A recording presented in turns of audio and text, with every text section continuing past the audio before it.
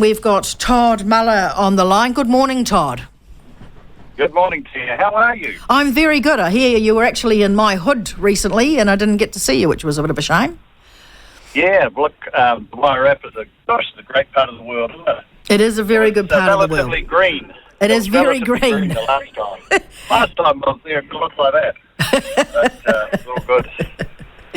Yeah, well, it's interesting, Todd. I know I was looking at a column this morning, or a story or an interview that you had with another news organisation, which I thought was quite interesting, and that's why I've asked you on this morning. And it sort of came on also on the back of the fact that I was at the formation of a catchment committee for one of our little streams that runs through our valley. And it's not a picturesque stream. It's one of those ones that looks like in some places it could have been an old, like a stormwater ditch type stream rather than a really nice stream with trees everywhere. But the water quality in it was very high. Macroinvertebrates were really good, and there was big eels that came out of it. And so it sort of changed my view of, didn't change my view, it reinforced my view that most of our waterways in the Wairarapa are in reasonably good nick. We've certainly got some areas where we've got some problems, but the other issue that we have in the Wairarapa, and this is why I want to talk to you this morning specifically, is the limit that we have on water availability and how we're going to cope with that in the future. So, Todd, just tell us a bit where your thinking is on the need to put water front and centre of some of the policy making. Yeah, well, I've had this sort of focus on it for actually longer than I've been a politician, because prior to that I was with Fonterra, before that Zespri. And I do see it as a massive asset for this country. I mean, you know the figures, and your listeners will too. Something like 95% of our water flows to the sea, unused, and obviously has huge amenity and recreational benefit as it does that. But you look at climate change, and I know your listeners will have differing views on that, but look, the key opportunity, I think, for New Zealand is to store more of it and change the conversation that we have with New Zealand about storing water, because whenever you try and have a conversation about storing more water, it immediately turns to a conversation around, well, what are the farmers going to do with it, as opposed to a more broader, sensible conversation around, well, actually, we all need it. Rural communities need greater water security, so do businesses, yes, so do farmers, but actually the whole country needs it, and we need to be far more strategic with it. It's an asset that I think in this century will be as valuable as oil was in the last century and coal the century before.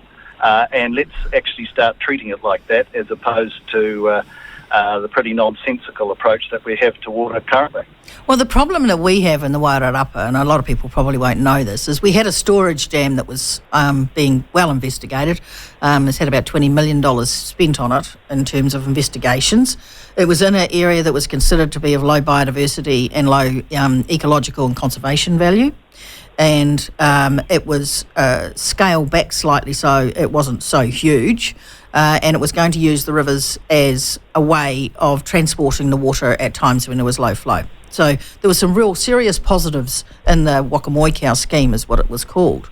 But at the end of the day, the whole thing tipped up because Greater Wellington couldn't find the answer to give a consenting path for it to happen. And one thing that it fell over for was because you can't do in-river works anymore. It's basically banned, which is going to have an enormous impact on any of these large water storage type issues. This is not something that the country's actually come to grips with yet. But as we go down the path of needing water storage, we may not be able to put it in under the current regulations. Do you see it that way? Do you see that this is a fundamental issue that we have to overcome? Yeah, I do actually. I think that all the incremental regulatory impost over the last decade and beyond, the cumulative effect of it, and I'm not debating that each one of those additional regulations, there was probably some merit in it somewhere, but the cumulative effect is we can't do anything anymore. And so you can't have a ongoing situation where you have a phenomenal, well, any area in the country, but let's take Wairarapa. We've got a fantastic productive resource. It rains in the hills. You don't have the ability to store it because the regulations say you can't do anything in terms of, as you say, your in-river or in-stream works. You've got to have the capacity to be able to say to a community, this has got a community, in fact, nationwide benefit. It has to happen. There are going to be some impacts in the short term whilst it is being built.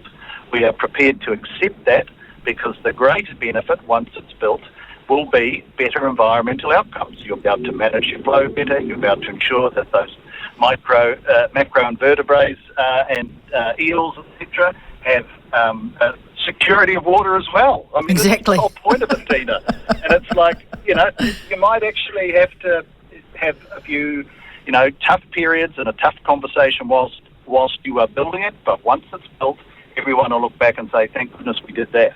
And that's the feeling. To have that bigger picture, but right? We're falling behind. But NIWA's came out with a report last year, which clearly indicated the two hotspots in the country, which are anomalous. I think it's North Canterbury. It's one of the Canterburys, and the Wairarapa. So we're accelerating in terms of temperature and water loss faster than anywhere else. So this issue, some of the information that I've seen around the dam and the Wairarapa, and I'm just using this as an example because I know it so well, is that if we put the dam in, it's not actually going to give us a great deal more chance to grow economically. It's actually just going to provide for security of our current way of life. That's a really big point for me. If we want to keep what we have, then actually we need this dam just to do that. And actually, you couldn't have put it better, Tina. You should be on this side of the microphone and I'd be on your side. No, I'm not standing for the Wairarapa. And what a shame. And look, it's such a good point, right? And this is why I think the conversation around water storage, as it has been in the last 20 years, has been too narrow because most of communities, particularly urban communities, have heard that as a proxy for a whole lot of dry stock farmers getting access to water. Therefore, they're going to, at a bloody big cost, because the water infrastructure is expensive and they've got to pay for it, which drives a certain land use choice, particularly dairy or horticulture, out of it, because that's all you could afford if you get the water to your farm. And so you have this conversation which says water storage is bad because it leads to land use intensification, as opposed to your very good observation is it's a critical adaptation tool to a change in climate when you look forward that these infrastructure assets are around for 100 years, right? Yes. So you're building it now to protect the way of life of the Wairarapa, the communities, the Mastertons, the Cartertons, the Featherstones. That's what you're building it for. And you may get some additional productivity gains, but actually it's around security. That's right. And if we can reframe the debate like that, everybody then has a piece of it, right? That's exactly right. So what are you going to do as a party if this lot get biffed out, which is looking increasingly more likely?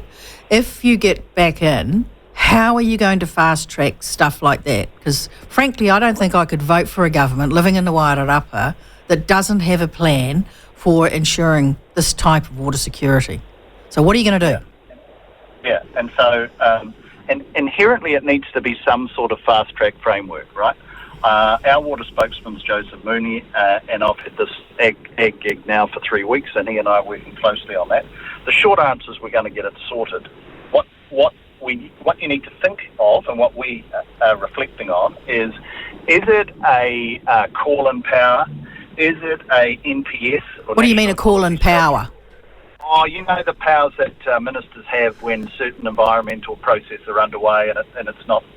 So a bit like the fast tracking thing that the government currently has. It seems to be a sort of a long fast track, but sort of fast track. Yeah, sort of a slightly faster than dead still track. Yeah, one of those. No, it's and I know I'm still sounding a bit woolly here, but there's ways of you've actually got to get your thinking right in terms of what are the regulatory tools you're going to use to... Well, it's pretty simple. You just need to change the Resource Management Act where things are, if it's an issue of water security in an area, then actually that overrides this in-river works bollocks. Yeah, well, that could be one way of doing it. But you could have your own... the short answer, though, Tina, is changing the Resource Management Act, which is absolutely critical, and I have every confidence the next government, in its particular formation, is likely to finally have the capacity to get that done. But you know that takes time. That's right. You've got to write the ledge, you've got to get it through, then it no doubt will get tested in court. So you've got that process. But what I'm thinking of is there an additional process that you could use that particularly fast-tracks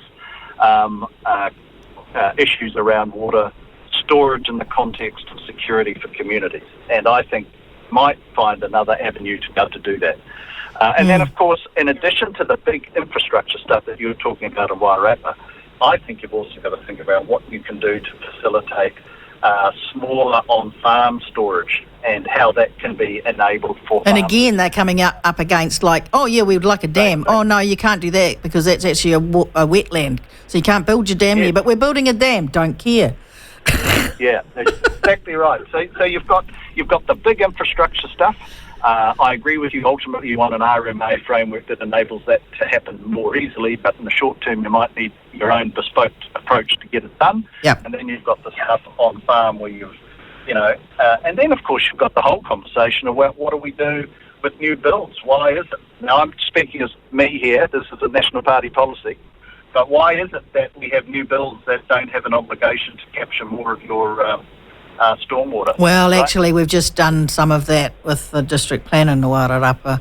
That's good, actually. Yeah, but it's really it is really bloody funny though. When we looked at this is how stupid it can be. So when we looked at we want to ensure that householders are the most resilient, so we're going to allow them to to put a tank on their properties and make it mandatory that there is. Allow them. Yeah, I know, it's crazy. Yeah. Allow them. But we can't call it potable water. Of course, there'll be a rule there which says that. I mean, it falls from the sky into a tank, but, hey. Unbelievable. I know. And you look at that and you think, so that can happen, well, A, it should just be naturally happening, but B, you're going to create a district planning framework to enable it to happen, and good on you. But then you try and then replicate that at a slightly bigger scale on a farm. Oh, no, it's a problem. No? Yeah. Everywhere you look, there's problems. It's like Dr. No around this place at the moment. One more year, Tina. So what is your one more year, and I think it'll be a short one for you, Todd, don't worry. The other thing I was really interested to hear your views on Three Waters and where it's currently at. Do you think there's going to be some changes to it? I don't know. You probably need to get our Three Waters spokesman on that. Simon Watts, he'll be closer to it. I mean, there's all sorts of talk, wasn't there, and media speculation that the pressure is so intense that they'll have to back down. They don't seem to be entertaining that in terms of taking money from... Ardern's still saying it's going through, but she says that they will look at some changes. So just exactly what they are, I don't know. But, I mean, they've employed Tuku Morgan this last week to head the Māori Authority. I suspect it'll be tweaks. It's like their ridiculous response to He Waka Kanoa, right? Oh, my goodness. Industry, and under some collective pressure and focus and bloody reasonable work, in my view, land something. Any other reasonable government would have just said, yeah, well done, actually, let's begin that. Oh, no. We throw it back at the farmers. This can't count. We're going to actually make it more of a tax than a lighter touch levy system, all that stuff. Well, you've been involved with this climate change stuff. You've been involved with this climate change stuff from the other end and trying to get the consensus between the parties. So can you explain to me why a government would go down the path that they are with their changes to He Waka Kanoa when the reality is that there's no net benefit to the planet? Yeah, well, you wouldn't do anything then if it's in a ag context, if you took that view really, because we are a bit bloody small.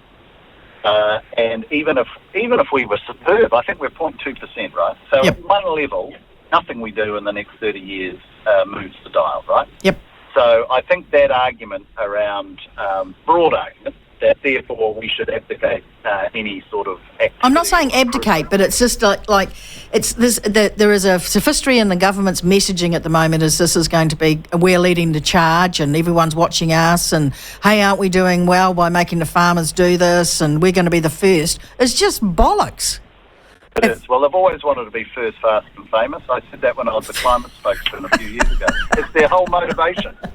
Gold medals at the UN and, the ag sector be damned. And look, I think it's ridiculous at that level. I do, however, think, rather than just excuse this language, but it's all arse about face, right? Yeah, it is. I mean, what they should be doing is, firstly, telling the United Nations we're the best at this in the world, right? This conference that's kicked off in Egypt, we should be over there saying our farmers are the best at producing animal protein in the world in terms of their emission footprint. And come and have a look and see how we do it. Population goes from 7 billion to 9 billion. You're going to need more of what we do. Yep. But we aren't just going to say we're the best. We're going to demonstrate that through measurement on farm and constantly look at ways to improve it. But if that was how New Zealand ag was promoted overseas, the conversation domestically would be very different. But instead it is, look at us, we're coming up with a regime to tax our farmers. I mean, zero there. Yeah, it's pretty bad, isn't it? I think so. Yep. I honestly don't know whether we're going to see much movement in it either. They're so ideologically driven that they don't, unless it's like a deal breaker in a polls, a bit like Parker's stuff just recently, where they just got so much the IRD stuff, where they get so much condemnation so fast they'll change tack. But it has to be something like that, which is really, really weird when you think about it. This is the first government that has literally been driven by a front page. It's quite extraordinary. And like I say, it's why I said in that particular article, clearly O'Connor got monstered by Parker on this, who has a thing, and he's always had a thing, and I've heard him say it multiple times. He has a fundamental belief that the agriculture sector in this country over the last many decades has, and I quote, got away with it. Yeah. He has a view that somehow it's environmental degradation sits at the feet of the agriculture sector. There is zero acknowledgement of millions of dollars, tens of millions of dollars that have gone in across sectors in improving their farms over years. In fact, the whole handed on better than it was when I bought it. He wouldn't understand that if he fell over it. No, he wouldn't. He needs to come and have a look at the Rangi Tūmau stream, because it's a clear example of how people look after their backyards, and all the different types of people that are on that creek are looking after their backyards, and it helps the creek. It's not perfect, still got a long way to go, but by crikey, things are much better than what people would perceive. And farmers can't be proud anymore. That's the sad part. They can't stand up anymore and go, we're doing well, because nobody believes them. That's the sad part. They are doing well.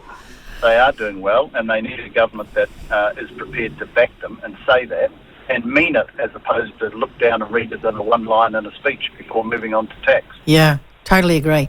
Hey, Todd, look, thank you very much for your time this morning, and good luck out there getting the message across. And no problem, start working on that bloody policy around water storage, and where there is a need just to maintain water security, then you need some tools in the toolbox, and make sure you clearly articulate them before the election, because I think it's going to be a big issue. So do I, and you need to think about Wairarapa. No. I've already said to David Holmes, no. All good. Lovely chatting. Cool. See you later. Have a good day, Todd. Bye-bye.